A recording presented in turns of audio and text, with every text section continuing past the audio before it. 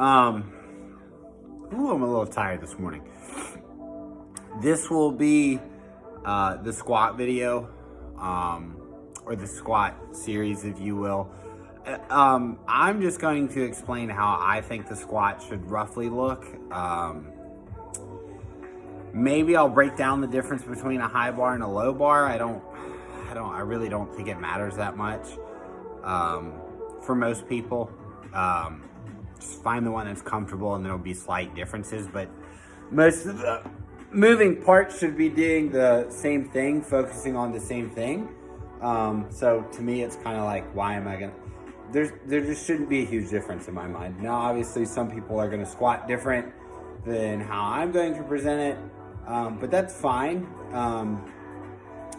Again, I'm very system oriented in that when I teach something, I'd like to teach it from a general perspective across the board. And then from there, we can adjust based on your needs.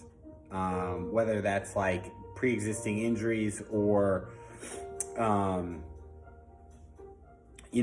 femur length, whatever it is, right? So I think it makes more sense to start from a generalized point, because then when things don't work, it's easier to figure out maybe what's going wrong, rather than just this willy-nilly approach to technique doesn't matter, so just squat it however you squat it. Then it becomes a little harder to kind of troubleshoot what's going on unless you're really good at identifying things.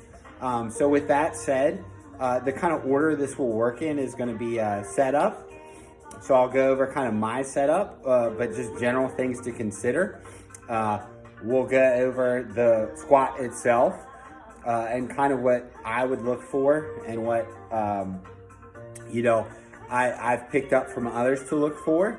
And from there, we'll look at a video kind of on technical faults, or here's something that went wrong, here's what I think it is, and how I would maybe diagnose that. And then there will be a series of maybe 30-second to a minute videos going over hip external rotation, internal rotation, ankle mobility. I probably won't do shoulder mobility, even though it will get included at some point, but I'll probably just do ankles and hips, because those are going to be big ones for people. And the shoulder stuff I'll probably keep with bench, or just make a separate one in general.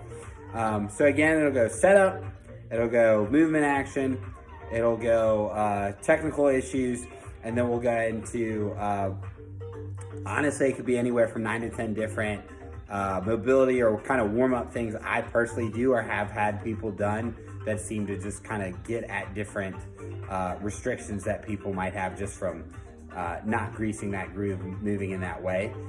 Not everyone is an athlete, and not everyone comes to the barbell with this huge range of motion. So if we can spend 5 to 10 minutes opening things up, and then get onto the bar and kind of manage it better, then I'm happy. And that's the important thing. It's not about just doing mobility for mobility's sake. It's about doing mobility so we can execute the lift, load the pattern, load that range of motion, and then we kind of now identified with our brain that, hey, we can exist in this range of motion. So, all right, let's start with setup.